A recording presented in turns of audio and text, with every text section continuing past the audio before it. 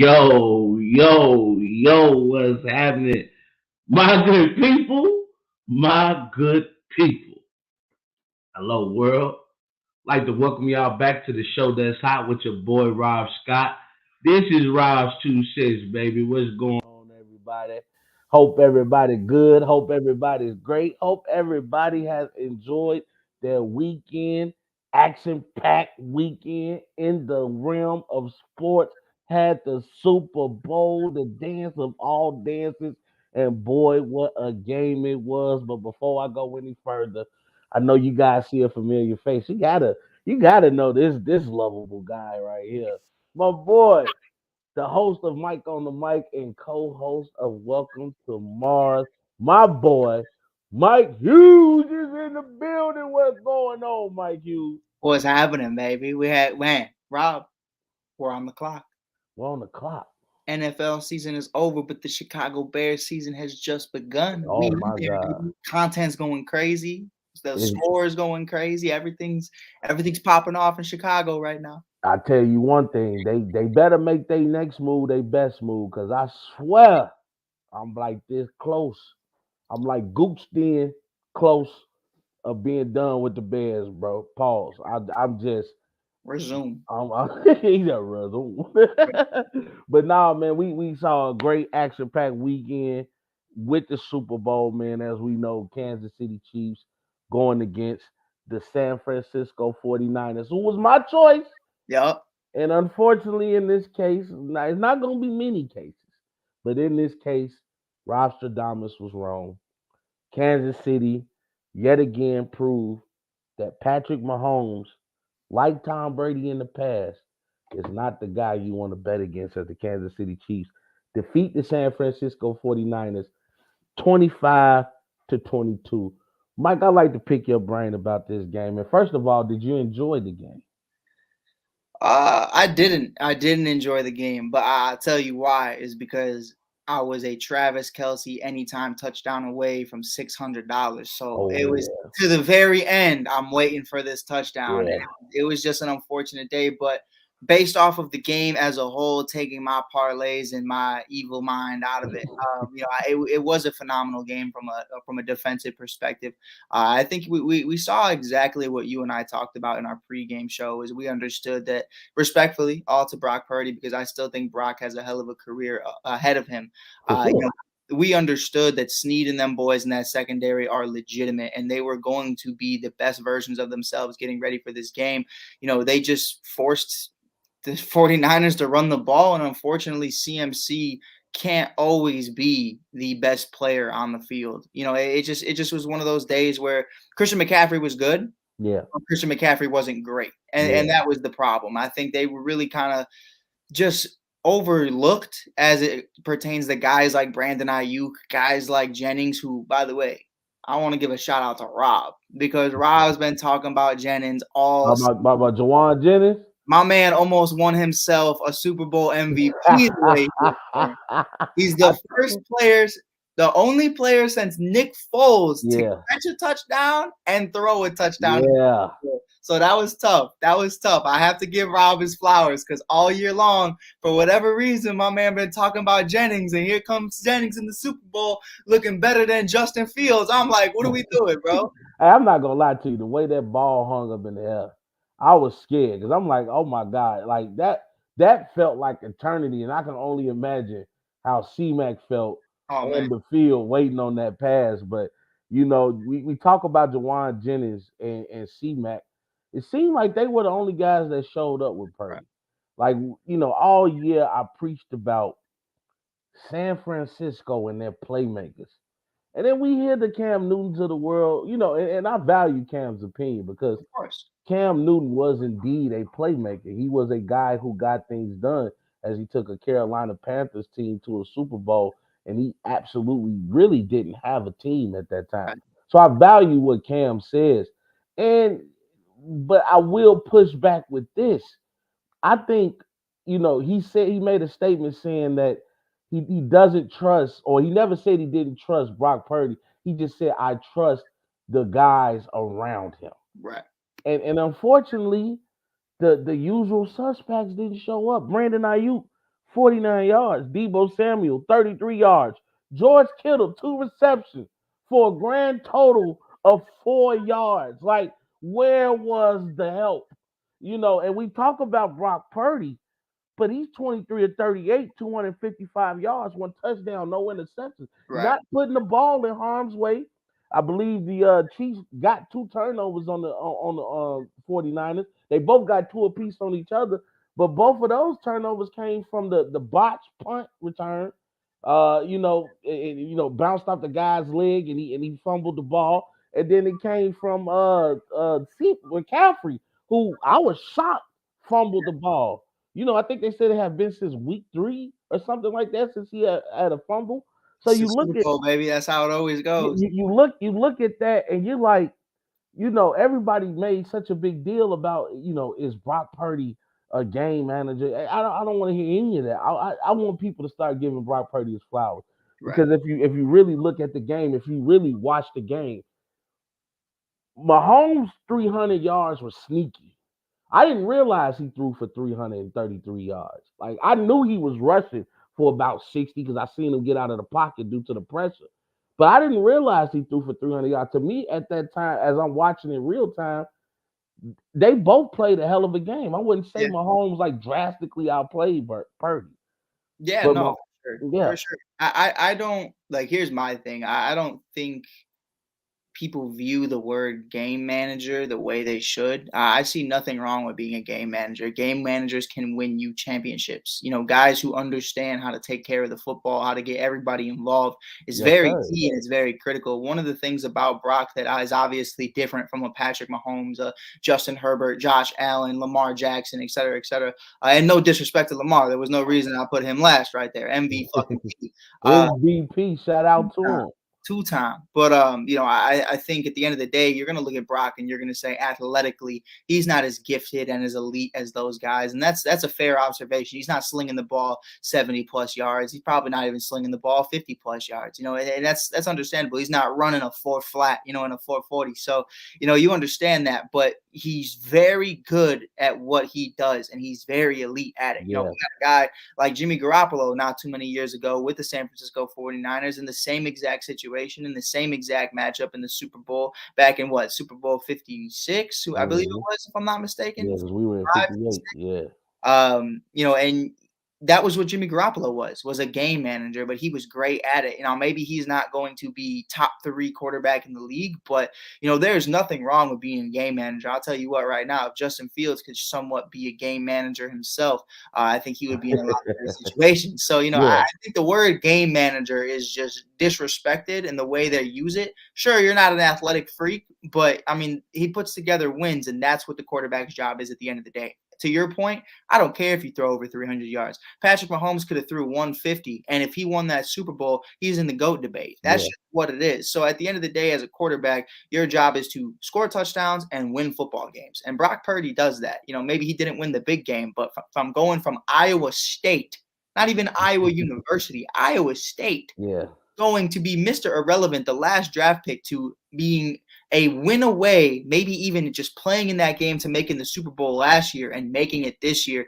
I'm seeing strides. I'm seeing success. I like what I saw from Brock. I'm not yeah, going to make excuses. He was not hitting Brandon Ayuk, and I don't know if you saw the cryptic messages Brandon Ayuk's girlfriend and one of his best friends made. yeah. We ain't going to stay here. Yeah, Who's family, we? family, and friends. And like they say, when somebody makes a statement, you automatically assume they just pillow talking. These are things he said behind closed doors, and people get mad. I Right. mean, we saw an incident. First of all, I got to give proper respect to the champions. I got to show that graphic. Shout out to my boy Greg and everybody over there at the Red Kingdom, man. You guys just find a way to win. Because I got to talk about a guy in particular, man. We talk about people getting frustrated and things like that. Let's check out this clip because we saw before they started cooking, there was frustration on the Chiefs side of the bench as well. Let's take a look. After the fumble, he comes over to Andy and goes, "Keep me in." What happened is, on the fumble, he was not in the game. Noah Gray went in, and he had to block. This has become a big subject of a big topic of discussion Right. because a lot of people are like, had this had been any black player or like a Terrell Owens or Yeah. Tyreek Hill. You saw Antonio Brown even tweeted about it. Antonio Brown or AJ Brown. A lot of guys. Antonio Brown said, "If that would have been me, y'all would have kicked me out the league." Yeah, and you know what? See what people got to understand when you win, you get tolerated, and not to mention there's a different relationship with Coach Andy Reid and Travis Kelce, because we saw Coach Reid rough up Kelce during the Oakland game. I mean, not Oakland, but Las Vegas game when the Raiders were getting down on the Chiefs. Remember that. You get your act together, and I think that these guys, there's a real brotherhood there, a real camaraderie there. So I didn't look too much into that, but it did kind of wake Travis Kelce up because remember up until that point, he only had like one catch in the first half. 1 yard in the first for half. 1 yard, one catch for 1 yard. And then, he ends the game with 9 receptions for 93 yards. That tells you that the flip was switched. Animals had 100 yards and a half, Rob. Hey, the man went crazy. I mean, Kelce showed. Remember, this is the same guy that now holds the playoff reception record, beating out the great Jerry Rice. So, anytime you're beating out Jerry Rice, you're doing something right. Not to mention now he's a 3-time champion himself, and he has fought for his right to party. I was waiting for it though. I was waiting for it. This time we got the Las Vegas version. I was rocking with it. Rocking with Las Vegas, baby. He hit a Viva! out there. Viva! Las Vegas! Him and Taylor Swift were, all lovey-dovey, not just at the game, but also at some Super Bowl party while his brother was sitting at the DJ booth with a Rey Mysterio mask on. Crazy. You can picture that how you want to picture it. But let's talk about the greatness of his quarterback. Right. Because a lot of people doubted this Chiefs team all year. A lot of people said, me and myself included, it's just like I didn't see them even getting back to the Super Bowl. I mean, I didn't think Miami was going to beat them, but we definitely thought Buffalo, is this your year? Is this your chance to finally get one up on the Chiefs? And then for sure when they went against the Ravens, everybody was like, this is a game meant for Lamar Jackson. This is to solidify his MVP season. But Mahomes just does what Mahomes does, and he just continues to amp up his game as the pressure gets amped. I mean, we talk about Patrick Mahomes in this game, 34-46, 333 yards, 2 touchdowns, 1 interception, and also 9 carries for 66 yards. Lead his team in rushing the football, Mike. That's what your guy does. He said, I'm going to put the Chiefs on my back, and we're going to get over the top of Everest yet again. And that's what Mahomes does, man. Let's look at what Mahomes has done in his early career, and I'm going to get your thoughts on this GOAT conversation that they're putting Mahomes in now. Because remember, Mahomes has been in the league for 7 years, 6 years as a starter. We're talking about in 6 years as a starting quarterback for the Kansas City Chiefs, he's been to the AFC Championship 6 times. He's a 3-time Super Bowl champion, 3-time Super Bowl MVP, 2-time NFL regular season MVP, 6-time Pro Bowler, 2-time first team All-Pro, and not to mention he has led the league in receptions at least one of those years. I mean, in touchdown throws one of those years. Remember, he threw for 50 in his first career start. Like that's crazy. Like you throw for 50 touchdowns in your first season as a starter quarterback. Mind you, Rob, check this out. You ready for this? Stuff, man, because I'm just amazed at Mahomes right now, bro. A Chicago Bears quarterback in the history of the Chicago Bears have never even thrown 40 in a single season. And we talking about this man in the real year one. The real year one. Threw 50 of them things. I mean, it was beautiful. It was beautiful. I mean, you can't say enough about it. I mean, people are, I'm not, you try not to live in the moment. Right. So I don't want to just say, hey, Patrick Mahomes is the GOAT now. Mm-hmm. I just can't say that yet because I saw what Tom Brady had to do in that. And everybody talk about, what Mahomes has done with less. Let's not forget, Tom Brady made household names out of Danny Amendola and Julian Edelman. Mm-hmm. That's not. He made a household name out of Scotty Miller. Okay, right. Let's remember who Tom Brady was and what he did. Hey, Let's Rob, not don't get caught up in the just moment. forget.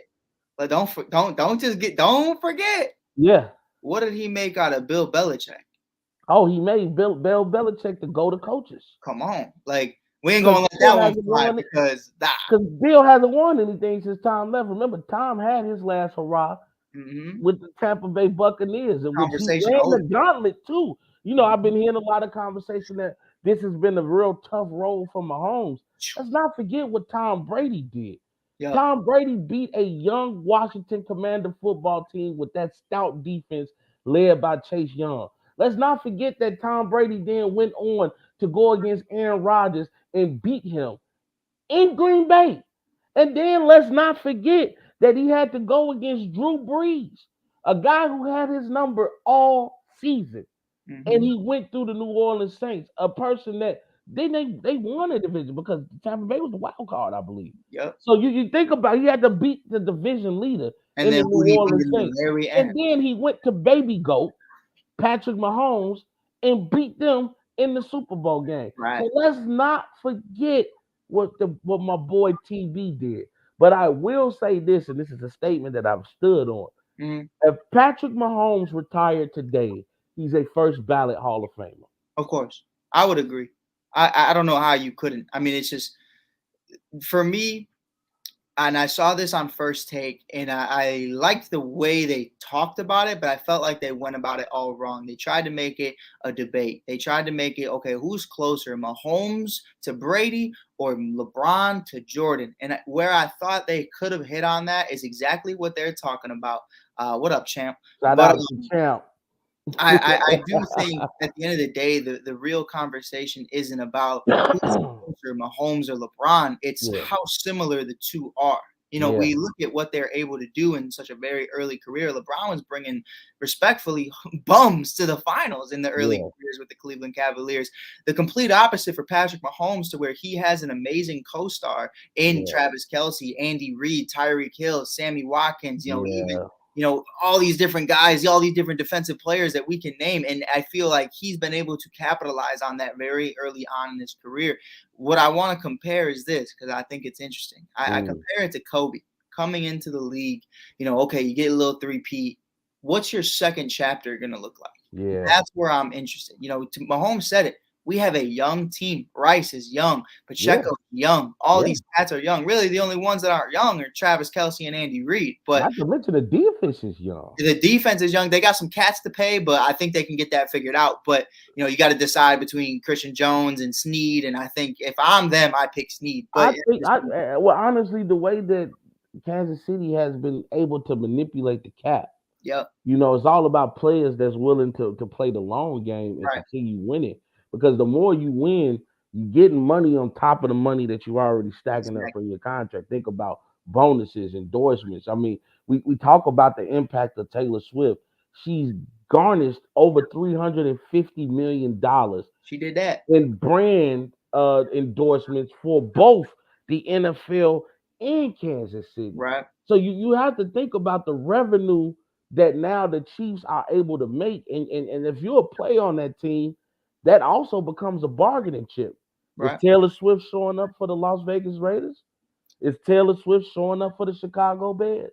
Right. Is Taylor Swift for Kelce? Yeah. You know what I'm saying? She showed up to watch the Bears get obliterated. But, man, I do agree with you, though, man. I think at the end of the day, we're gonna have to collab with Greg. No, most definitely. Because Greg made a great point right here. I was going to point out, he said our GM said that he wants both Snead and Jones on the Chiefs next year. And I fully, you can say that, but you need to make it happen. And their GM, to me, has shown me no reason to why he can't make that happen. He's done more with less. He was able to get Chris Jones to just, hey, chill out. Chris Jones was at a point where he was like, I don't even want to come back. And now I see him on the podium all happy, all smiles. He understands what his worth is to this organization, and I think they see it as well. But the main thing I want to leave you with is with this on the Mahomes debate.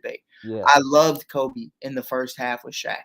the three-peat was phenomenal. Obviously, I'm a young Mike Hughes, so maybe I didn't completely understand the game, but I appreciate it now looking at it.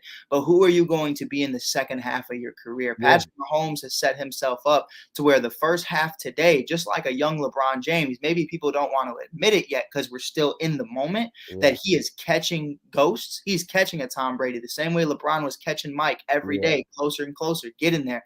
We didn't want to talk about it back then, but 20 years later, it's very close. And some people even say he's already passed him. And I think that's exactly where Pat is right now. Pat's in this place to where it's like, we all understand he's here and he's hitting these accolades and he's hitting everything he needs to hit. So I think if you give it the next chapter of Mahomes' career from 30 on, if he gets you 2-3 more rings, I think to me the conversation is over because he's going to beat Tom Brady in touchdowns. He's going to beat him in all-time yards, everything. I would imagine if everything goes the way we expect it to go, I would imagine he completely dominates on all cylinders. So I think that next chapter to me, Travis Kelce will be gone. Maybe Reed is gone. Maybe all these cats are gone. Well, they got a chance for the three-peat. No, and I'm saying like down the line. Down the line, I get you. We're talking 34, 35 years old. Down the line, Travis Kelce's retired. He's Taylor Swift rode off into the sunsets with her friendship bracelets. Who are you going to be the best version of yourself with? Are you going to be able to emulate these guys? And I'm going to tell you, Rob, like, not to make this long and drawn out, but the way he made Rice into a phenom and an amazing wide receiver. Great. Is a solid tight end. Now he missed his block, but hey, whatever. You know, it happens. But he's making guys a lot better than they are. And I wanna leave you with this. Patrick Mahomes is the reason Kadarius Toney has more Super Bowl championships than Aaron Rodgers. And that is what GOATs do, is they'll get anybody you want a champion. Hey, that's wide receiver 1, Juju Smith-Schuster, championship. Kadarius Toney, championship. Some guy named Rice, championship. Justin Ross, who didn't play a lick since Clemson, championship. I don't care. Mean, look at it. Marquez Valdez-Scantling dropped the go-ahead touchdown against Philly. He could have ended that game. Hit him right in the hands. He drops it in the end zone. What does GOAT Mahomes do? He goes back to him in the Super Bowl. And I told my boy on the ticket, I said, put MVS on your ticket. He said, what? I said, if you didn't pay attention to the last 2 playoff games, he caught the go-ahead touchdown. I mean, not touchdown, but the go-ahead pass that ended the game. In both games, he caught the pass when we were able to come out in victory formation. Now you look, I say that boy is going to go score. And then McCole Hardman, I mean, we hadn't heard that name all year. And he goes to him. You know what I'm saying? And that's what I'm saying. This is the greatness of Mahomes because he brings the best out. That's what you look for in a leader. Do you bring the best out of what we have here? He even brings the best out of Kelce. You can tell there is a level of accountability that Coach Andy Reid and Patrick Mahomes has for this team. And everybody follows suit. And I'm just, a lot of people, oh, man, we tired of seeing the Kansas City Chiefs. Kind of the same way they were with the Los Angeles Lakers. With the Golden State Warriors. We're tired of seeing the Golden State Warriors. New England Patriots. They were with the New England Patriots. We're tired of seeing the Patriots. My message to you is beat them. Beat them. If you don't want to see them anymore, beat them. Because it's looking very doable that this team goes in 3-peats next year. And I'm telling you now, he 3-peats. Mahomes is the GOAT because nobody's ever done that. Nobody has never 3-peated in the NFL. So you're talking about a guy who took a team, because I'm already giving him credit for taking this team to the Super Bowl. Like I told Greg, like if he can win with this team, this dude is a dog for real. And you look at what Mahomes is just, he's still young. He's only 28 years old. He got plenty of football left. In his prime, to be honest. This is crazy. It feels like he's been in his prime since he's been a starter. There, but athletically, like from a, let's get some science in here. From a biological standpoint, man, he's in his athletic prime at the age of 27, 28. And the man won an MVP at what, 23, 24? Yeah, man, Like that's crazy. we talk it like if is it gonna get better, Rob? Like Yeah. that's the scary thing. And it's like to me at the end of the day, I'm kind of geeked over our little take earlier. Like he is following in the steps of a Kobe Bryant. He is mirroring the Tom Brady. Like let's let this sink in. I want this for all our EA Sports fans, all our guys who grew up playing Madden. I know Rob was on the sticks. I was on the Oh, sticks. you know it. Pause. Now resume. But I think at the end of the day, man, we all had questions. Man, why are there two guys on the Madden cover? Why is there Brady and Mahomes? Why not just pick one? That's why. 4 or 5 years later, they low key got the hardest Madden cover ever in that one. Like those are two GOATs, and everybody was like, it's too soon. And just like we talked about in an early LeBron James, people didn't want to tell him, hey, nah, he's not Jordan. Nah. 20 years later, what's the conversation, Rob? Yeah, that GOAT talk. Exactly. GOAT talk. I mean, they done jumped him over Kobe. Same way they kind of jumped Mahomes over Montana. All them guys. Over Montana, but I think it's his level of difficulty. Like you look at Peyton Manning when he won the Super Bowl with the Bears, you know, he had Marvin Harrison Jr. You had Reggie Jackson. You had Reggie Wayne. I'm sorry, not Reggie Jackson. You know, you had all these guys. You know, Edinger and all these guys. Like you had some beast on that team. Then you look at him winning in Denver, and you like, okay, he was really just a game manager. They really won in Denver based on defense. Yep. Then you look at what Tom Brady has, and you like, okay, well, there's some level of difficulty there because the years he had Randy Moss, he didn't win. And I do want to say really quick for my guy Sneaks and everybody watching this on TikTok, my guy Sneaks would love Robs2Cents if you aren't following him yet already. Sneak said conversation is MJ at 1. He's the GOAT, then Kobe, then LeBron. I think you would love Rob Scott's takes. I appreciate you because you know your stuff, sir. You know your stuff, sir. Tell him I agree with him because that's how I have it. But you look at Montana, you know, I think Mahomes has been getting the love over Montana due to the fact Montana had Jerry Rice. Exactly. You had arguably the greatest wide receiver ever to throw the ball to. You know, you look at what Mahomes had after Tyreek Hill. Is nothing even comparable to a Jerry Rice or even a Tyreek Hill. I mean, it was just him and Kelsey. So, you know, you just got to give credit what credit to do. Also, before I forget it, we go on to the next topic. Shout out to that defense as well.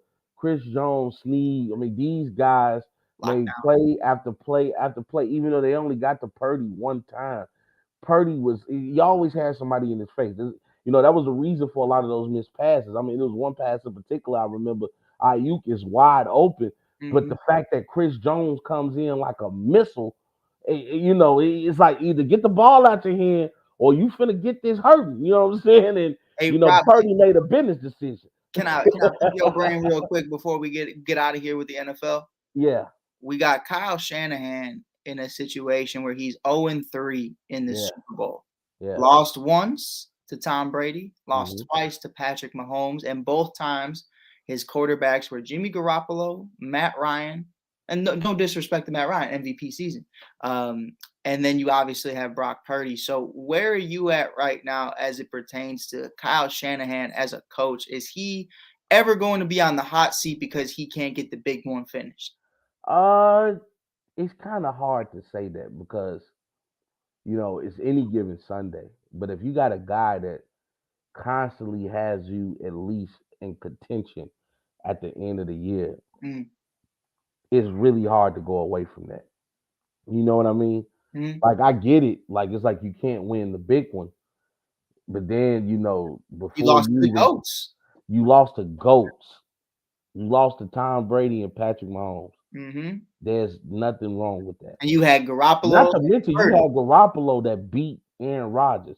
Yep. He cried to have home field advantage, and he lost 13-10 to Jimmy G. I remember that game as if it was yesterday. Oh man, it's Christmas for Bears fans everywhere. You know, anytime the Packers lose, it's a beautiful day. Yeah, every day. You know, so you know, shout out to. But speaking of Bears, first, you know, shout out to Kansas City on winning the Super Bowl. Yes, sir. Definitely excited. it's almost like a laugh now, cry later type of deal because Yeah. now football is gone and we gotta wait. But as you said, the Bears season has just begun because now they're on the clock. What are they gonna do? But speaking of Bears, and I'm glad Mike reminded me of this, we have to give a shout out to three former Chicago Bears that made the Hall of Fame Yes, and sir. my boy Steve Mongo McMichael. Shout out to Mongo, as a lot of people don't know, was in WCW and he was one of them. He was one of the four horsemen. So shout out to my boy Mongo. Also, shout out to our former defensive end, Julius Peppers, who is now in the NFL Hall of Fame. And of course, the Windy City Flyer himself, the man who made magic happen, the guy, the only man to score opening drive field goal. Opening drive kick return in a Super Bowl. We talking about the Magic Man himself, Devin Heston. It was about damn time. The best kick punt returner in NFL history. No disrespect to Coach Prime. We know what Deion Sanders was, but Devin Hester was something different. I mean, he was who we thought he was. And that boy Devin Hester is now an NFL Hall of Famer. Talk to me, Mike. Show that Bear Pride. How you feeling about that, baby? Man, first, man, like, listen, no disrespect to Pep, no disrespect to Hess, but like, this was all about Mongo to me. This was all about Mongo, and I think like I get like a little emotional even talking about it because it's like it's one of those things where we've watched time and time again. Kobe doesn't get his statue until he passes away. Kobe doesn't get recognition by the world until he passes away, and we've Yeah. seen so many others come before and after who haven't gotten the recognition they deserved until after they passed away. And we all know Mongo is battling one hell of a disease right now, and he's fighting his ass off. He said he's gonna stay alive though. He said, "I'm gonna see this shit through. I'm gonna get my Hey, damn Hall of I Fame." believe him. It's His wife Mongo. had his wife had to, accept it on his behalf. But the fact that he's able to lay eyes on that man, is beautiful. Yeah, it's a beautiful thing, and we understand Mongo's time is very short.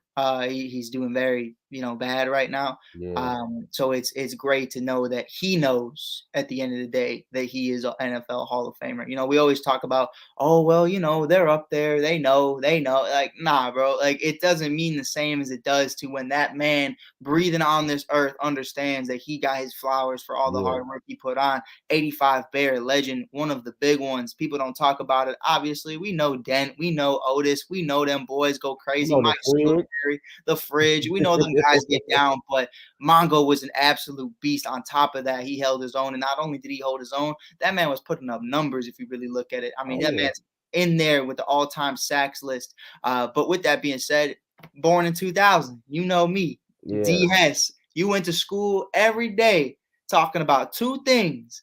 Going on the playground. Hey, man, you watched that game last night. You saw Derrick Rose posted that, man. Grogic. Hey, man, you saw Devin Hester kick that back. Every single day we were talking about Peanut Tillman, Devin Hester, Derrick Rose, a couple other cats here and there, from the Cubs and Sox, but nothing too crazy until later on. But, man, we always had love for D. Hess and D. Rose in Chicago. Devin Hester was Chicago Bears football, one of the most humble guys, one of the greatest individuals, and the greatest to ever do it. So I love Devin. Devin Hester was like, bro. I me and my boys. I got my boy John over here right now. We used to watch so many Bulls games, so many Bears games. Like, we remember watching that Bears game going against the Cardinals. It looked like it was over. The defense, at that time, our defense was the king of the turnovers. Like, we were stripping the ball from people. We were getting interceptions. We was doing everything, but we also had a magic man on special teams because our offense just completely sucked. We did not score points with our offense. We scored with defense and Devin Hester.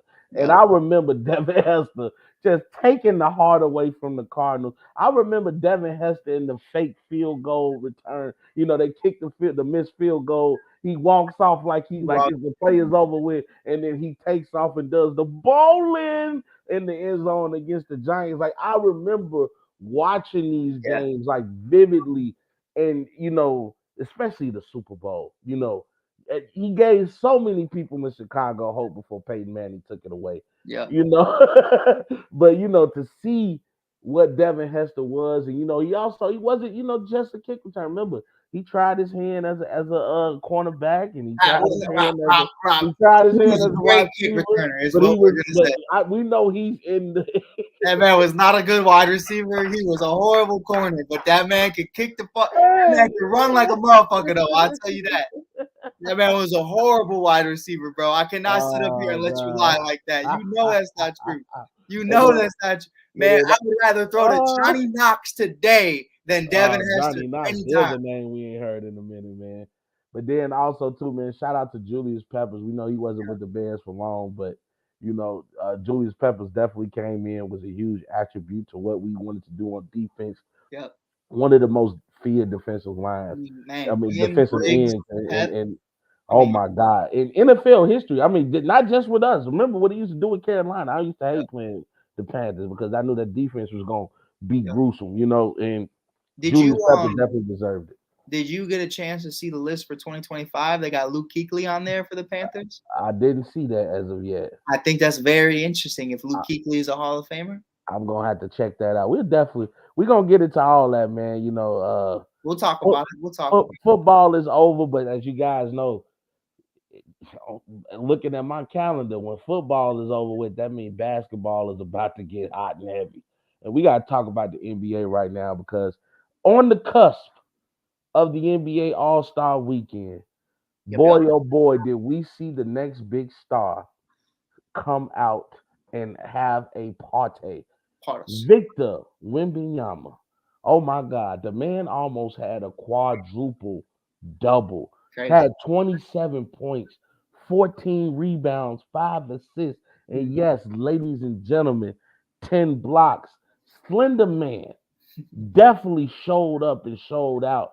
And Victor's been having a hell of a rookie campaign season. I know the Spurs ain't shit, but let's talk about what Wemby has been doing. Right. Right now, if you look at what Wemby's been doing, my man's is averaging 20.4 points, 10 rebounds, 3.2 assists, and he leads the league in blocks, averaging 3.2 blocks a game.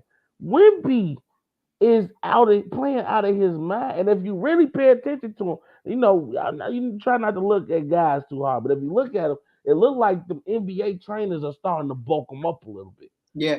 He's starting to play down there in the paint, and you can't just push Wemby around like that no more. Mike, did you see Wemby projection going in the way that it's going so quickly? I did. I felt like it was going to go that way from the jump.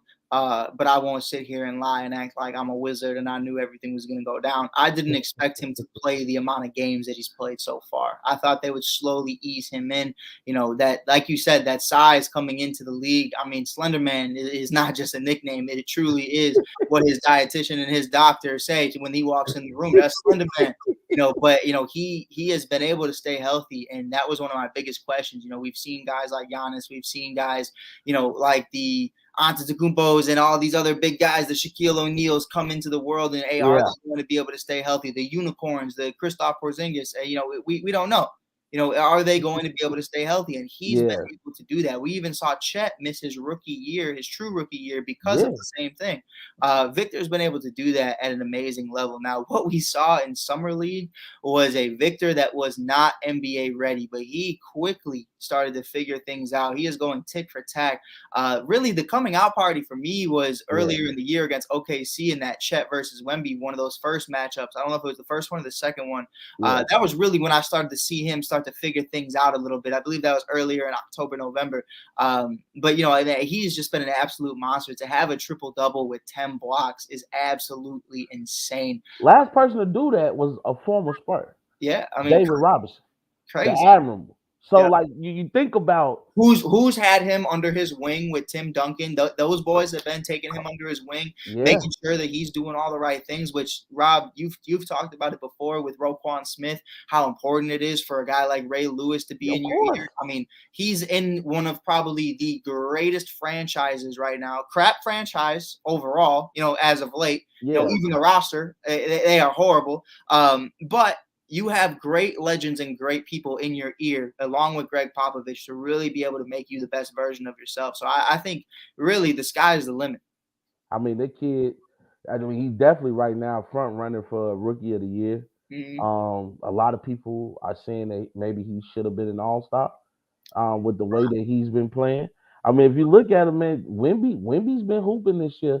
Wemby's been hooping, and who would you take? Would you put him at the 4? Or would you put him at the 5? I mean, you could possibly, if you're looking at the West, which we're gonna get into in a sec. Right. We'll want to have that conversation when we get to the All-Star. Yeah, because I'll be able to take a look at it. But you can argue that he can replace AD.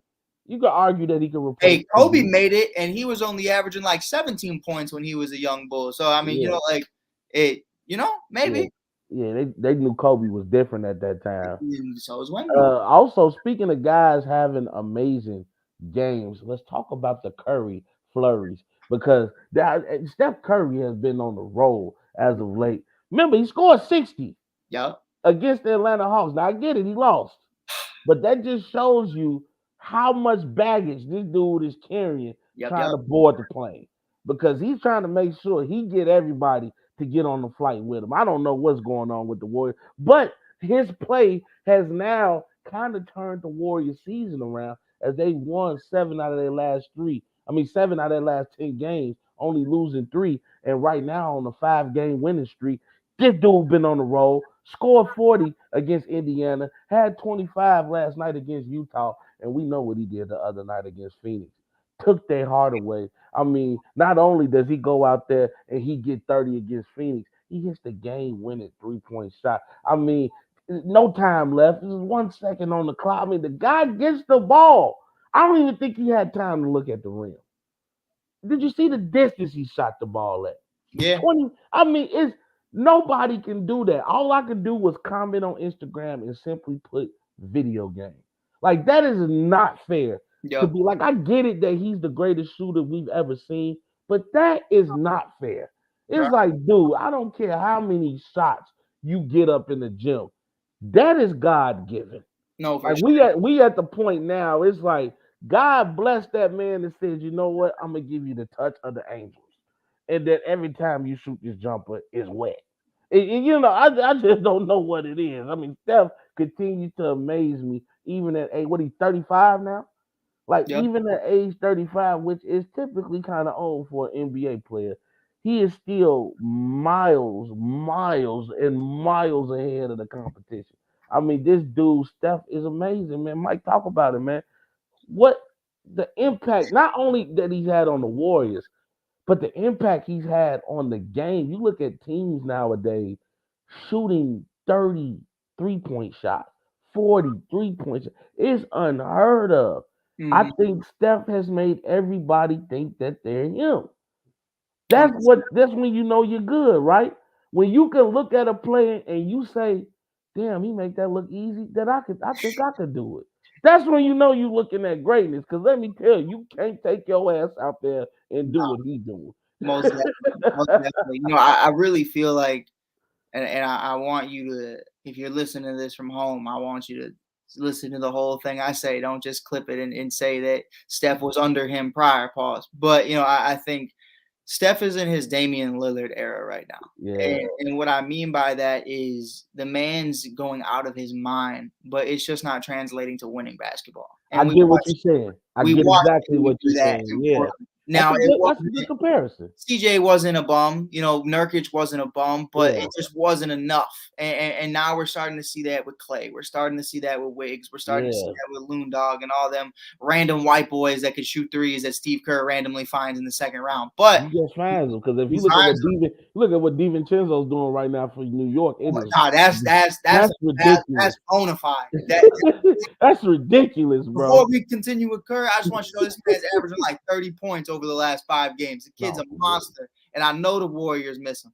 But, I think we're at this point, Rob, where it's like, we start to have these conversations about, like, how much longer can you keep this up? How much longer can you continue to do this until, something breaks? Whether that's you wanting out or the organization calling for a rebuild and just having to force their hand. But what we're watching right now is Steph Curry in a masterclass.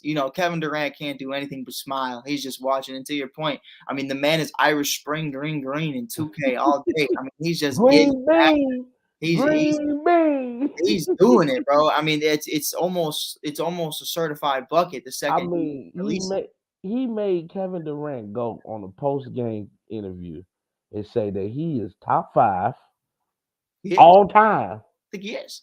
I don't think Steph Curry's top 5 all time. I have him 5. Who did you take off? I'm so sorry to tell you this, but I have him at 5. When it's all said and done, Name your top 5 right now. Man, we going in order. I'm not talking about when it's all said and done. I'm talking about today. We only live in today. Because I'll tell you, I'm gonna make you Mr. Consistent. You ready for this? Yeah. You cannot tell me Patrick Mahomes is the GOAT if he isn't finished.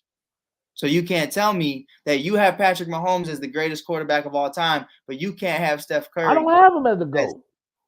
I just told you that Tom Brady's still the GOAT. I just had a whole argument of why I still say. I said I'm not gonna live in the moment. He on his way. He's knocking at the next door. Year, he's the GOAT. Yeah, no, if he wins a 3-peat, that's something nobody's ever done. What Steph Curry's doing something no one's ever done. Yeah, he's shooting the ball, but that's different. Basketball different from football. Steph Curry top 5. Oh, he's not even the top. I'll give you Michael. I'll give you LeBron, Kobe, Magic, Curry. He's not better than Shaq, bro. Not right now. If Shaq, not right now. Shaq is still top 5, bro. He's the most dominant. I love Shaq. One of my favorite players ever. But I just can't. Shout out to Shaq too tonight, man. He's getting his jersey retired in Orlando. So now he will be joining, I think, only 4 players that's ever had that jersey retired in 3 different because he had his jersey retired with Miami and with the Lakers. So now Orlando, and remember he won his Rookie of the Year with Orlando. Took him to 2 finals. Unfortunately, he went up against. They went to 1 final, 1 Eastern Conference final. Right. Fortunately, went against the Dream, and the King, got in that ass. It's just what they did. Oh. But King pause, yeah, for sure. But Akeem had an awesome supporting cast. I mean, Kenny the Jet Smith, Sam Cassell. Akeem knew. He said, "Mike." It was a lot going on over there in Houston, though. Do they, Rob? But shout out to you, the king of basketball, Rob. You the king of basketball. You got to refresh my memory. Is Penny's jersey retired in Orlando too? No, Shaq is the only. He's about to be the first, and right now the only person to have their jersey retired in Orlando. Penny's coming next. You think Penny's coming for real? Or you think they're going to short him because the way it ended? Penny should. Penny gave him 9 good years. Mm-hmm. Yeah, a couple bad ones. Yeah, I mean Penny and Shaq was a show. Right. That was a show to see. Penny and Shaq. You don't remember Lil Penny? The commercial they came out with when they had Lil Penny? Yeah, I know you're a youngin'. I'm just watching. Man, they had Lil Penny though, boy. Lil Penny was a dog. The little puppet. That's where they got them Kobe and LeBron puppet ideas from. Watching stuff like Grandmama and Lil Penny. Oh, come on, Mike. I'm showing my age now. You got me showing my age now. Hey, but no, I mean, I think Penny deserves it. Penny deserves it. I mean, but I don't. Also, I want to keep retiring jerseys sacred. Right. We can't just be retiring everybody's jersey. Shaq deserves that though. And I'm sorry, Steph got to pass Magic to get top 5. You can't not be the best. Only person that gets away with not being the best in their position is Kobe. Here's he shares the same position with Michael Jordan and nobody better than Michael Jordan. But that's my problem with it, man. It's like we're picking and choosing when it's okay and when it's not okay. But I just don't have well, he gotta win. See, with Shaq won. Shaq never won on his own though. But neither did Curry. Curry had Clay, Curry had Draymond. But they weren't Curry. No, of course not. You feel me? No, it wasn't like Shaq and Kobe. It wasn't the equivalent of a Kobe or a D Wade. Exactly. It wasn't an equivalent. But no, I mean, KD, even though KD came to the Warriors still went to go get him. Of course. Which means that they had to have a conversation with Steph, and Steph had to be like, I'm okay with that. Right. But who is still the number 1? Oh, I got Steph better than KD any day of the week. You know how earlier I'm about to make everything full circle. You ready for this? Yeah. Yeah. We talked about earlier how Patrick Mahomes got Kadarius Toney 2 championships. Patrick Mahomes is so similar to a guy like Steph Curry, who got Kevin Durant 2 Finals MVPs and 2 championships. Like Curry's out here handing out chips if you join him. Jordan Poole's a fucking champion because he's a champion because of that boy Stafford. Wardell. Wardell. I mean that when I look at greatest players of all time, that's the top 5. Like when I look at, you are one of the greatest, and Shaq is one of the greatest, undoubtedly. But when you tell me this all the time. Yeah. When you put dogs in a room, one of them comes out leading the pack. Yeah. And Curry's one of them who's gonna say, "Hey, I'm gonna take everybody in this mug, and we're going to win a championship." With Shaq, I saw it. With Penny, it didn't work. I saw it until it went with Kobe. There you go. Okay, you get D-Wade, but everywhere else other than that, shit did not go. Yeah. You know what I mean? We're talking about Boston. We're talking about Cleveland. We're talking about Phoenix. We're talking about all the other teams. But even if you take Shaq off, then I can go down the line. Then I can go to say Tim Duncan. Then I can go say, like, I got some guys I can say. You got Tim better than Curry? I got Curry right now. It's like number 9. When I see you, we going to fight. Number 9. And that's my favorite player. You do not have the man who wears Jordan in 2024 better than like I said, Tim Duncan was the greatest power forward ever. Better than Curry? Right now. What I got to do? What does Curry got to do? Curry got to win one more. Oh, man. Why?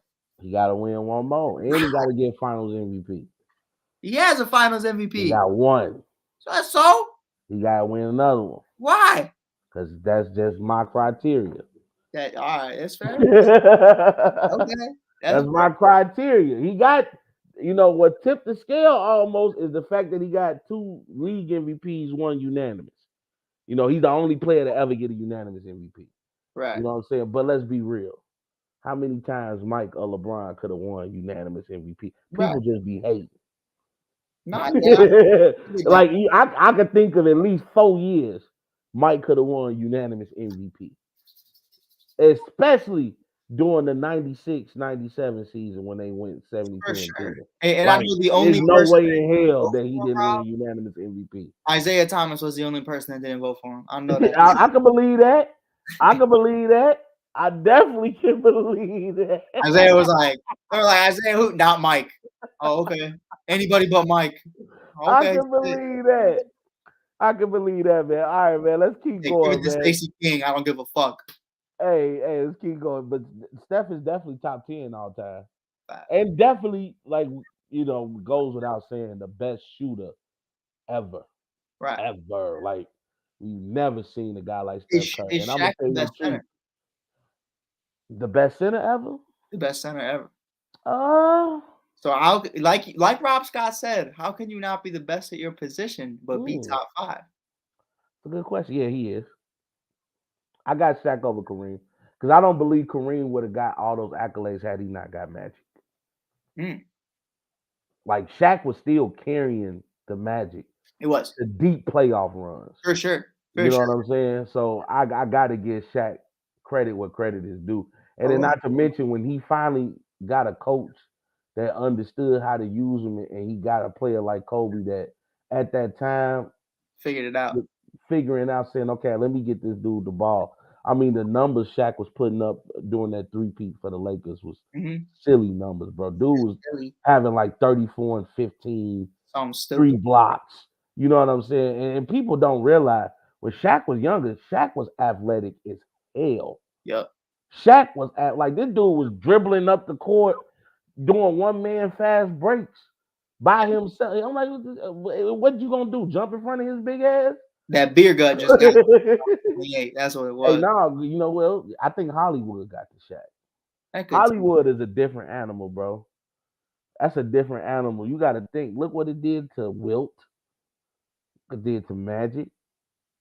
Even though I think Magic is different because Magic, but Magic got a chance to change. I would say Magic was always kind of like. You got to think about that. Hollywood, without Hollywood, do he catch HIV? You get what I'm saying? Like you I, got I would access to a say, lot of stuff out there in Hollywood. I would Hollywood say, is different if you're rich. yeah, not to play that game because I know it's a touchy subject for some No, but people. I'm just saying Hollywood is Yeah, different if you're I rich. would say without the NBA, he wouldn't have. Like, Think you know what I mean? about Like that level of fame, I think Magic was always going to be Magic at the end of the day. yeah, He was but Magic before he was he Magic. wasn't gonna be that Magic in Milwaukee. Right. But I think, he would still have his circle of whoever was still with him, the groupies, all that. Like it was just gonna come with that. I don't know. He was always gonna be a dog no I matter beg what. to differ because the thing is, I said Kareem needed Magic. Magic needed Kareem too. 100%. and he needed Worthy and Michael Cooper and Byron Scott.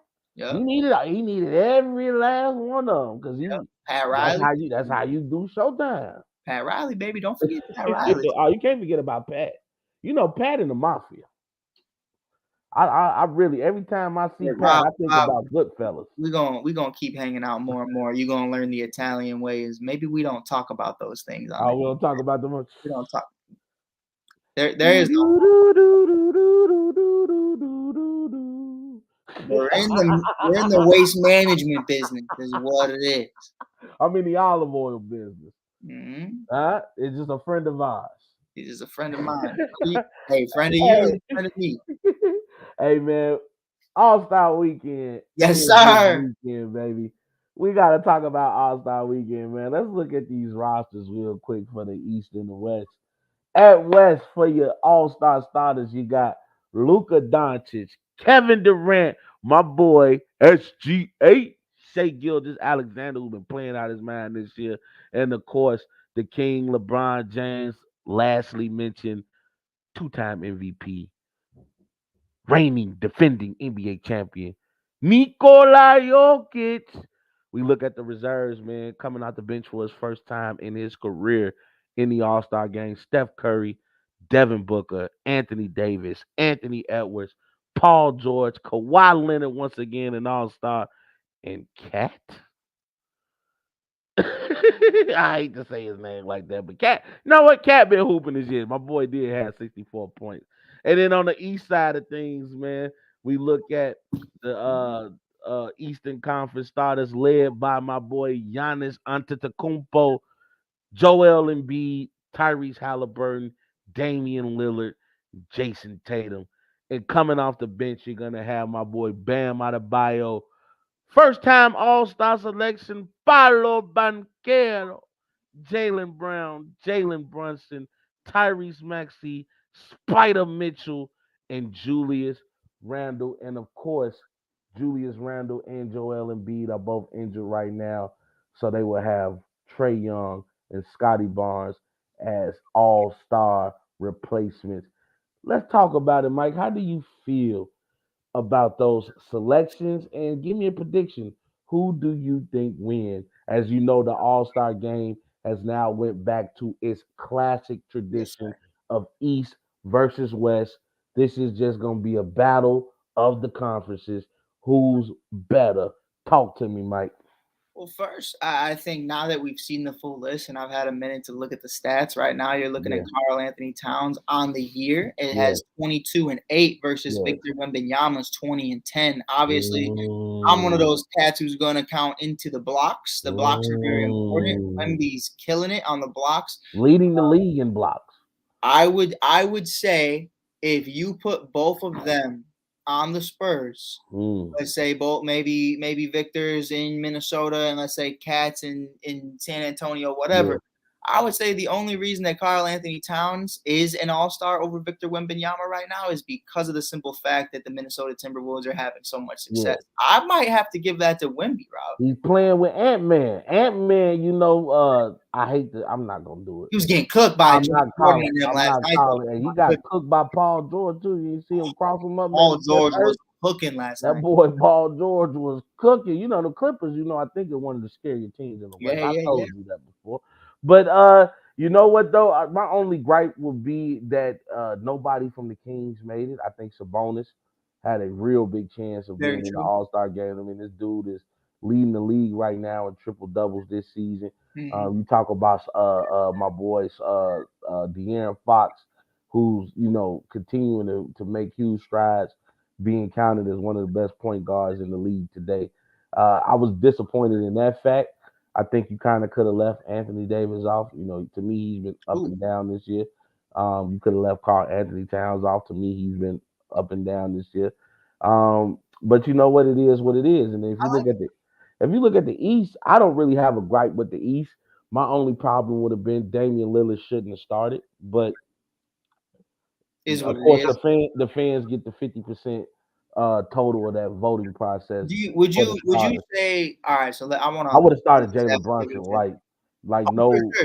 Jalen Brunson deserves to be a starter. Me, I think why they gave him that was because for years, you had Steph Curry starting above you, and he's never been an all-star starter. So I think they kind of wanted to give him that nod for the one time, just to say. I get it, but I get it. But I agree with you. If you look at what Jalen Brunson has done with this New York Knicks team, I mean, New York has been playing out of his mind. Of course, DiVincenzo's been there to help. I love the moves that they just made. Bringing in Bojan and OG, bringing Bojan, bringing Anunoby. You bought some dogs in. And I think New York is going to be a little scary in the playoffs. I mean, it's about to be a party in the Garden. I'm going to be real. How they get in New York. You want to clip it? What's that? I think they can come out of the East. I think it's up. I think the East is up in the air. I don't get me wrong. Boston is scary. Of course. If Porzingis is there and healthy, that's going to be a hard team to beat because Porzingis to me brings the best out of Boston. With the way he can stretch the floor, the way he can bang down low, he does stuff Al Horford can't do. Yeah, you know what I mean, and that's why to me Boston's been looking different. Of course, bringing in Drew Holiday as well. Let's not forget they do have Drew. But I mean, but if you look at the West is scary close. It's scary close. It's really gonna come down to the wire, which I'm also a little bit happy about because now teams won't be resting players towards the end of the season. Because you're going to be jockeying for position. You look at Minnesota, you look at OKC. Every other day they flip flop in position on 1 and 2. Now the Clippers is up there, and then you still can't forget about Denver. Even though to me Denver hasn't been. I haven't looked at Denver this year and say that's a team that scares me. Right.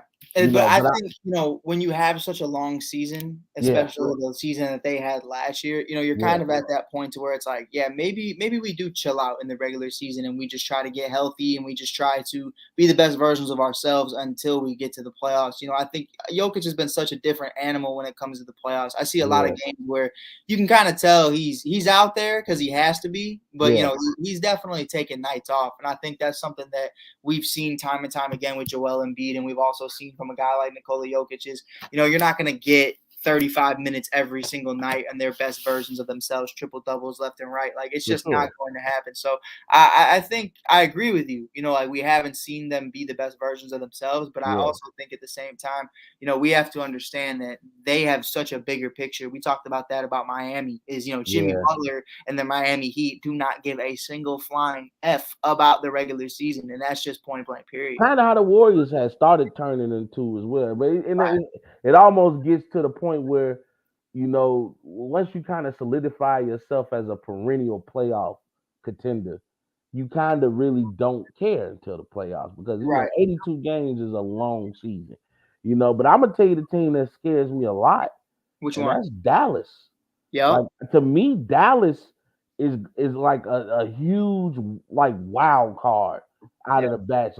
Especially now you bring in a Daniel Gafford, who I think can just be great for this team, especially considering the fact that they got that kid Lively over there, Derek Lively. You still got Powell. So now you have a great mix of big men over there. And then you bring in a PJ Washington. To me, of course, he's better than Grant Williams to me. Yes. And you're talking about a guy who can go get his own shot as well and can, I'm not saying he's a shooter, but he can knock down shots. Right. So, and Kyrie is just, Kyrie is at such a peace with itself. I know we call Phil Jackson the Zen master. Can we call Kyrie the Zen protege? Okay. I just feel like Kyrie is at peace with everything. I mean, I saw a clip of him the other day, he's with his kids and there's other kids there. Like, can you sign my stuff? He's like, oh, I'm with my family, and he looks at his daughter, and she was so sweet. She said, go ahead, daddy, you can sign it for the kids. And he goes over there and he signs it, and he waves, and they like, bye, Kyrie. You can tell it just made that, bye, Kyrie. And he's like, all right, y'all, And I just looked at Kyrie like, man, I'm gonna feel bad. I gave. Did you see his wife? Did you see Kyrie's wife? Man, she got the shield on her, man. She got the mega shield. We had Kyrie's wife and his daughter were courtside, and I forget what player it was. They were going for a ball going out of bounds. Almost lands on Kyrie's daughter. Yeah. Immediately got that mama bear instinct. Just hovers the baby. And I mean, Kyrie, Luka both dapped her up after and made sure she was okay. I thought that was really dope. You know what? I just think like Kyrie is getting all of the good karma back. Like, I still stand on business. Yeah. I stand on what I said. Now I'm not judging him for not taking the vaccine.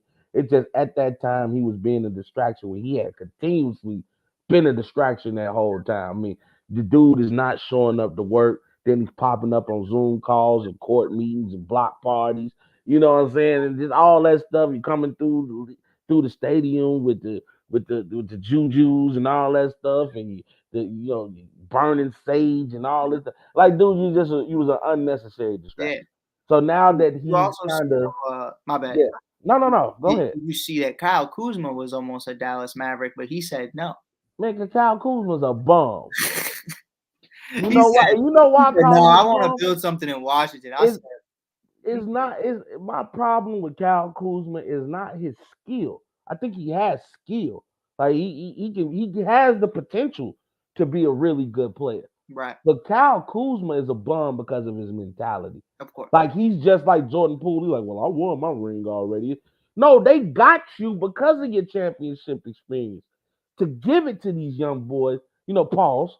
You know what I'm saying? But to give your knowledge to these young guys and to get them at a championship level.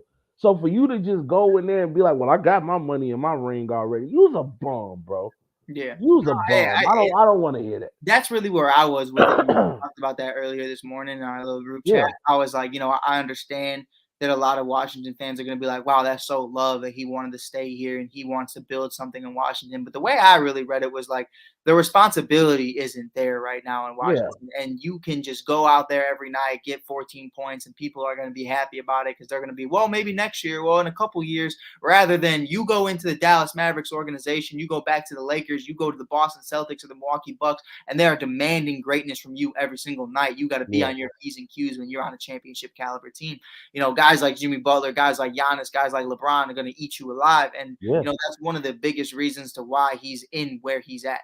Guys like that get sent to Washington for a reason, except for Chris Paul. That was just business. Sorry, They got him up out of there, though. They had to do. They got him up out of there, man. Look, before we end, I just got two more things to stop about. First, let me get your prediction. I'm going with the West to win the All-Star game. I just think it's too much talent over there. I'm very excited to see the dunk combinations that they're going to be doing, the lobs they're going to be doing to Anthony Edwards. I'm very excited about what we're going to see in that All-Star game. Of course, you got LeBron over there is going to be trying to get every accolade he can before he finally calls it quits. And then you got Luka over there. I mean, we're talking about the quiet assassin who can really change the course of this game. And, of course, they got the greatest shooter of all time also coming off that bench. And also I got love for D-Book, who needs to step it up a little bit in this play. But we know what D-Book is capable of. I just feel like it's too much talent on that Western Conference team. What about you? Well, I'll tell you what. I'll give you my MVP of the All-Star game, and I'll give you the winner. I think the West Coast wins it, and I think Anthony Edwards is your All-Star MVP. I think this is his coming out party to the I think this is a young Kobe Bryant in the league with his first All-Star game. The pass, the lob from Kevin Garnett. I mean, beautiful. I mean, we all know the famous dunk. I think this is Anthony Edwards' coming out party at the All-Star game. You're surrounded around greatness, like you said, LeBron James, just like Kobe had Michael, just like Kobe had Mutombo, and a bunch of other greats in there, Kevin Garnett's of the world. He has young co-stars there as well. So I think It's gonna be a lot of fun. I think it's gonna It be is. really dope, and I have Anthony Edwards winning All-Star MVP. It is. I'm gonna give my MVP too. So you going with the West, of course, Of course. as well to win, and I got Luka. Oh, Luka is gonna win not only his first All-Star MVP, gonna finish the regular season and win regular season I'm with MVP. you there. That was my pick. For the jump. I'm right. Hey, my boy Luka, he been acting different this year. Mhm. He been acting real And different. Rob, to that point, just you and I were on a show. I think it was Mars. Were we on Mars or were we on Robs2Cents where I said that, we are just a couple games away from Joel Embiid not being eligible for the All-Star We game? was on Mars. We was on Mars. And that is official now that he is no longer Yeah, eligible. he's not. Yeah, he's no longer eligible, man. So to me, it's Luka's award to lose. I think SGA is still in that conversation. I think he's had a little bit of a cooling off. But the Mavs keep doing what they're doing, playing great team ball. You got Luka going for 70. I mean, how could you not? Yeah. And speaking of All-Star, of course, I'm not too excited about the All-Star festivities. Not all of them. The dunk About the contest. G League dunk contest. Dunk contest, I'm a little weary about. Hopefully, McClung, he comes out there and he puts on an amazing show. I'm a little excited about the 3-point contest. See if Cat can defend his title. But I'm excited about this 3-point contest. Yes, sir. Steph versus Sabrina, aka Lady Mamba, and I wish somebody would try to steal my nickname for her because I dubbed her Lady Mamba due to her relationship with Kobe. And everybody who knows me knows that Sabrina Nescu, Lady Mamba nickname, was given to her by yours truly, Big Rob. I'm very excited about this 3-point contest. I mean, she holds the record over men and women for most points scored in a 3-point contest at 37 out of 40 possible points. I mean, I'm going to be showing the clip later in the video of the week just because I wanted people to really see how she dominated that 3-point contest. Now, the rule states that she's going to be shooting from WNBA range, and Steph is going to be shooting from NBA regulation. I believe she will have the WNBA ball and he'll have the NBA ball. Yeah, but it's definitely, we're talking about the best shooting woman versus the best shooter man, and they're gonna have a shootout, as Soldier Boy would say. Shootout. It's about to go crazy. Yeah, look, I know the old stuff and I know the new stuff. I guess that's old too. So Soldier Boy ain't that old. Come on. It's Drake. No. But of course, I gotta ride my boy Steph. Like I think he's gonna have fun with this. It's gonna be a great competitive game. Great competitive contest, I should say. I think Sabrina's gonna bring it though, and you know what? I like that they're including the WNBA in this All-Star Weekend, making it more inclusive because it's still an NBA family. Know, whether you throw the W in front of it or not. This is a basketball brotherhood and sisterhood, and they need to include these young ladies in this weekend, bring more exposure to the brand, the WNBA, and let people see that these women can ball because, I'm excited. I mean, WNBA is only going to get better and better. You're talking about Caitlin Clark entering into that league. You're talking about, Angel Reese. You're talking about Juju Watkins. I mean, Paige Beckers. That girl Juju been on a goddamn tail as of late. I mean, she has been going crazy. I mean, woo! And we know what them ladies over there in South Carolina doing. So this brand is only gonna get better because we got some certified ballers about to become professional women players. So I'm definitely excited about this matchup. Mike, talk about it a little bit before we get out of here. Yeah, man, I think it's gonna be dope. I know Sabrina's a little busy right now with Team USA. I'm sure she's mad excited as well. Yeah, it's gonna be a lot of fun to see what she's able to do with Steph Curry. I think it's gonna be really dope and a really great interaction. Obviously, we've been wanting to see that. The NBA actually give credit to maybe not the stepbrother, stepsister of the NBA, but you want them to all be viewed as equals, and that's how they're viewing this. We talked to Ice Cube last year about it. We talked about how we want them to acknowledge the big three. We want the NBA Yeah. to be able to do that, and they don't want that. So the fact that we're not seeing a rivalry between the two rather than an embracement of, hey, man, these are women in collegiate sports, women of professional sports, and they are doing it at the higher power, and we've seen the Asia Wilsons of the world, the Brianna Stewarts, the Alyssa Thomases, the Sabrina Ionescu's, the Kelsey Plums. I think it's really my dope. girl. You know who my girl is? Come on, Diana. Come on. 30 Diana. AT crazy. DT is crazy. But she's in Taurasi USA right now. I dog. grew up with them. And she's got Ka now, so it's okay. But shout out Ka. I know Ka. Yeah, man. Shout out to Kalia Copper, man, for sure, man. We definitely gonna miss you over here with the sky, for sure. I don't want to talk about it right now. Hey, I get it though. Hey, and if y'all don't know, for all my followers, if you into women's sports, what I'm saying, my boy Mike Hughes, he does the damn thing, covers the Chicago Sky. He's had interviews with the Kalia Coppers of the world, the Sabrina Ionescu's, the Brianna Stewarts, with the USA women's national team. Like, my guy brings the heat. So you guys definitely make sure y'all follow him, stay on top of these women athletics, because these girls are up next, man, and I'm so proud, that we are living in an era where we giving these young women their credit and their just due, because it's definitely deserved, and they put on a damn good show and a damn good brand of basketball. I'll tell you what, though, like before we finish our last topic, man, and this is no disrespect, DT, I love you, Sabrina, I love you, Candace, Ka, I love you.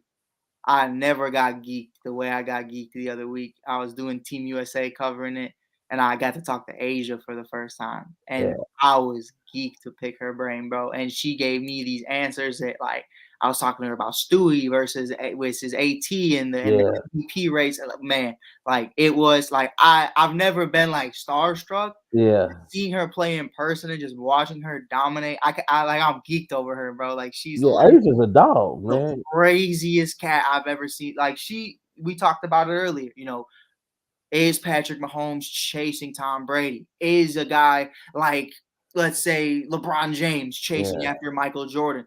I think Asia Wilson's chasing that GOAT debate. Whoever you want to put, DT, you want to put, Sue Bird, whoever. Lisa Leslie. I think Asia Wilson. The catches of the world. The Cheryl Charles. You know what I'm saying? Like, don't have me stop bringing out the name now. Maya Moore. Tina Charles. I'm sorry, I don't mean to say Cheryl Charles. Tina Charles. You know what I'm saying? Like, hey, I'm telling y'all, boy, the WNBA be cracking. Like I said, Minnesota Lynx at one point in time used to be my favorite team. I was watching them when they had Simone Augustus, when they had my girl Maya Moore. They had Maya Moore, man. What was her name? The point guard. I can't think of her name right now. When oh Lord Jesus.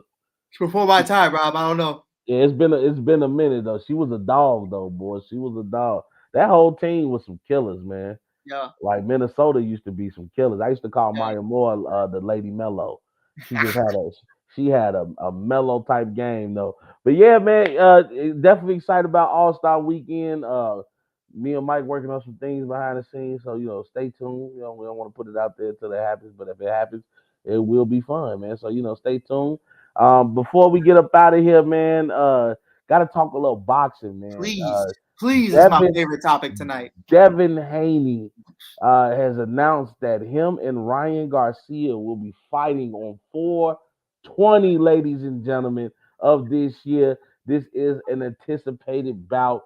These guys have been talking back and forth. There's been a lot of chirping. As you guys know, Devin Haney right now has an undefeated record of 31-0, 15 knockouts, and is currently the WBC super lightweight champion. Remember, he was the undisputed lightweight champion, meaning he held all 4 titles in the 4-title era, and he gave up the undisputed championship to move up in weight, in which he fought Regis Prograis, and it was an absolute ass whooping, knocking him down in the 3rd round. I mean, just spanked that man all damn night. It looked like a professional going against a novice. And then you have Ryan Garcia, who made his name off the 1-punch challenge. I mean, I just got to tell the truth how I see it. I mean, this dude was going around punching people in the gut, on TikTok, on Instagram, made his name. The kid can fight. I mean, he 24-1. 20 knockouts. That lets you know something. And, of course, his only loss coming against Tank Davis. And that we was knew a little liver shot. It was. Hey, that was a body shot. That was the body shot challenge. Tough. He failed against Tank. I couldn't even be mad at him about that. Hey, bro, if he would have hit me there, Rob, I promise you I'd still be on that floor. Hey, people that don't understand boxing, they say always rigged or whatnot. Trust me, bro. If you deliver a proper body shot, you can put the biggest person down. Yeah. You can put them down for the count. People underestimate the power of a body shot. So I'm definitely interested to see Devin Haney versus Ryan Garcia, especially after we saw this little dispute happen this weekend. I'm gonna beat you. I'm reading everything. You soft. I already know you whack now. Your dad can't talk for you. Your dad can't save you. Everybody know you really whack. I remember something You're better, whack. bro. No, you're whack. Me, bro. That was whack. Okay. That was whack. You soft, bro. You soft. I've never been soft.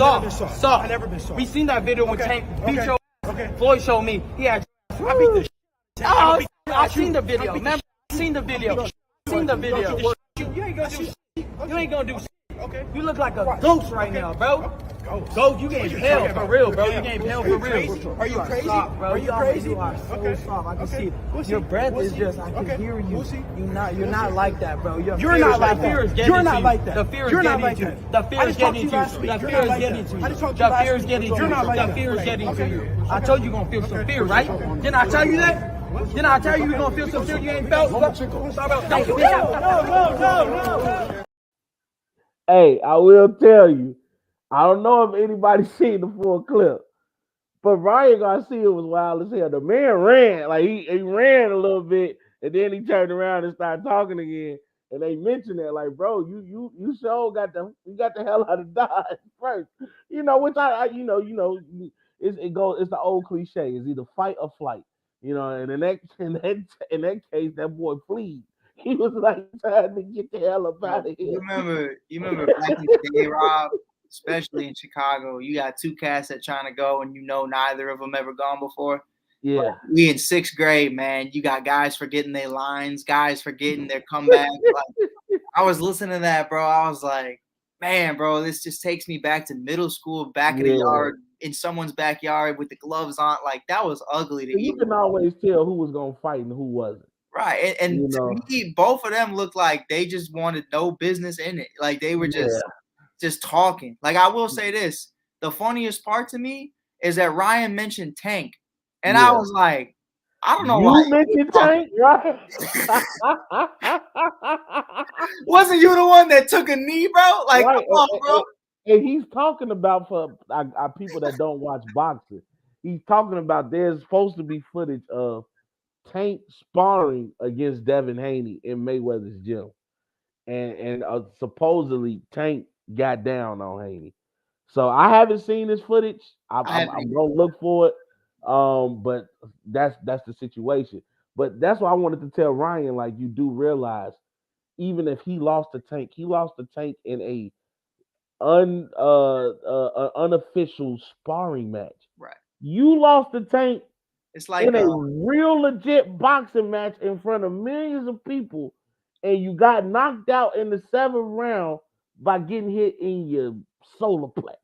The one at Floyd's place was like, remember when we talked about Rocky and Apollo, who won the 3rd fight? Like, it's not documented. We don't know. So it's like, it is what it is. But at the end of the day, for Ryan to say that, I was just like, bro. He out of pocket. Yeah, like, what do we do? And then the run. Like, I know that wasn't in the clip, but if y'all haven't checked that out, go check that out right away. The man ran because his dad said something too. He's like, I'm not gonna hit you. You know what I'm saying? We know Devin Haney, his dad is really the mouthpiece, and he does all the talking for Haney and takes care of his affairs. But this time Haney looked like he's excited. I think Haney has a lot to prove because everybody's been saying he's been ducking and dodging the big fights. For sure. Didn't want to fight Shakur, doesn't want to fight Tank. Is always something coming up.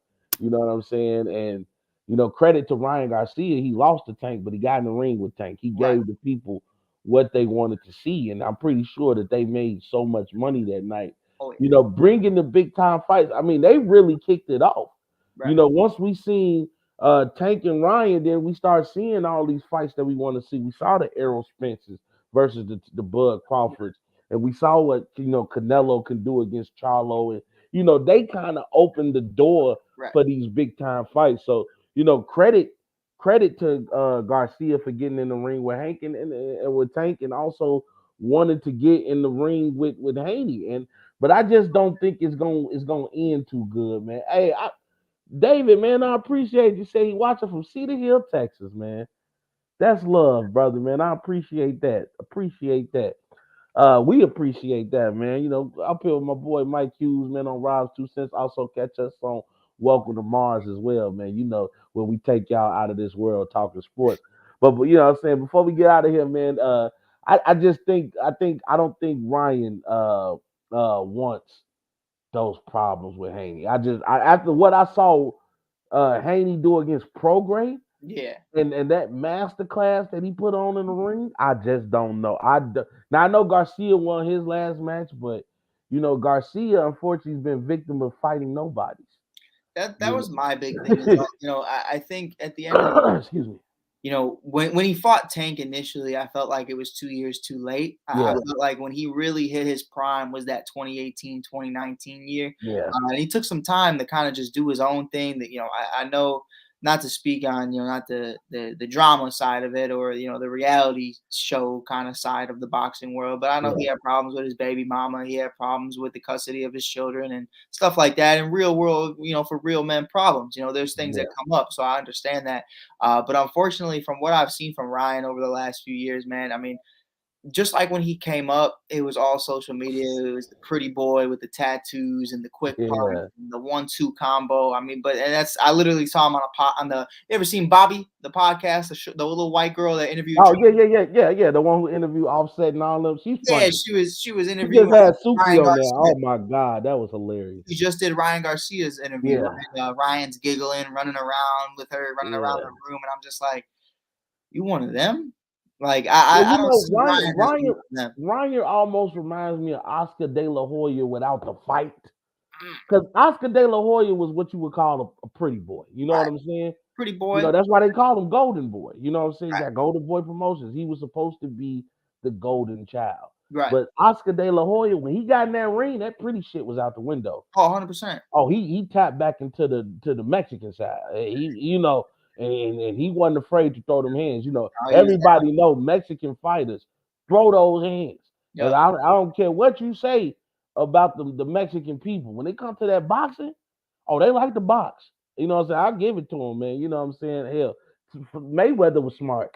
This is why the Mexicans didn't like Mayweather so much, because Mayweather understood the marketing was with, going and beating the Mexicans, because they were the top fighters. Shout out to, the Robert Guerreros of the world, the Oscar De La Hoyas of the world. Like, these guys are legit fighters. So, Mayweather, now turns it into Cinco de Mayweather, and he would fight Mexicans every May 5th and getting down on their ass. You know what I'm saying? So, shout out to Canelo, one of the greatest Mexican fighters we've ever seen. You know what I'm saying? So, and it was hard as hell to believe that dude was Mexican. I'm like, how you look Irish, but you sound like you from, Buenos Aires. I don't know where you from, Lord.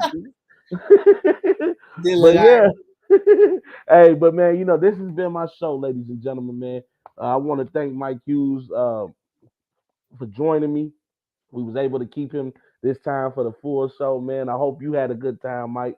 Coming up on Robs2Cents, and of course, you guys know you can catch us on Welcome to Mars. We come on when we come on, goddamn it. You know what I'm saying? We like kids. You never know when we're gonna come on. But maybe for tomorrow night, maybe Thursday night, one of those 2 nights. Yeah, we might. Valentine's Day is tomorrow. Rob and I got obligations. You got to stick it with a man that doesn't spend time with his family could never consider himself a real man. Oh boy, I just hit you with that Godfather, boy. They call me young Rob Corleone. Rob and I got a date. Double date. Double date. Hey, but now also too, man. Again, catch my boy Mike on the mic. Catch him on. I don't know if we still call it Skytown, or what we calling it now. We in a weird limbo spot with Skytown as of right now. It's the Skyline, baby. All right, so catch him on Skyline. And then Mike, he just also, man, follow his TikTok. My boy's at 15,000 follows right now and 16, building. January 16,000 now, man. My boy has went into the new year and went crazy. Follow me on all social media platforms. Robs2Cents, you know we here. As you guys know, before we get out of here, I always like to do a video of the week. And my video of the week this week will be Sabrina Ionescu. As I talked about Lady Mamba and what she's done in the three-point contest, I don't think you guys really understand how she dominated that contest. So I got the clip of her final round for you, in which she got 37 out of 40 points. Let's watch. Ionescu had a big first round with 26. Wickham at 28. Gosh, it looks so easy, It Ryan. does. Well, one of the things Sabrina's talked about shooting this year for the Liberty is she's never had this many open shots before in her career.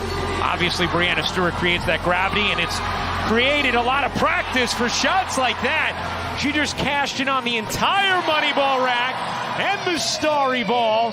Sabrina Ionescu is putting up a monster final round. Wow! She cannot miss. Whoa! Sabrina Ionescu! My goodness!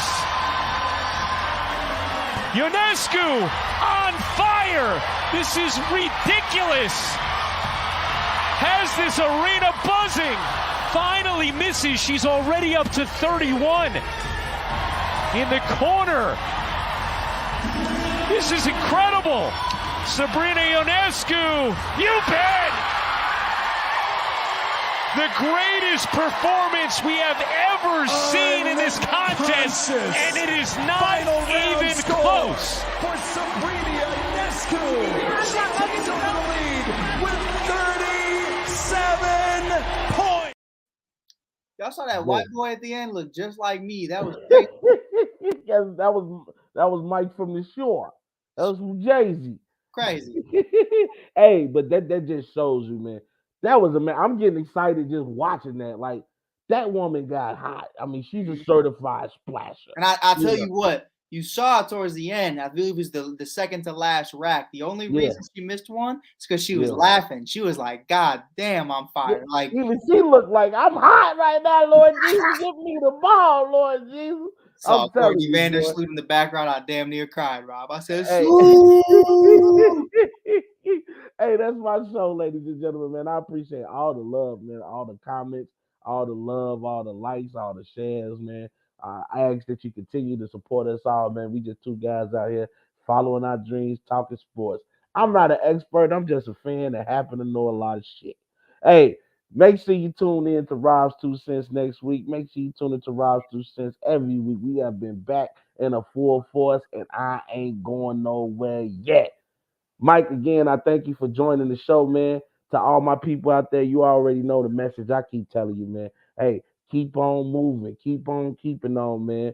And always think about the goal. You got to set the goal. Then you got to put the goal into action. Then you got to execute. That's what we do. Got nothing but love for y'all, baby. Have a great night. And you already know the slogan, baby.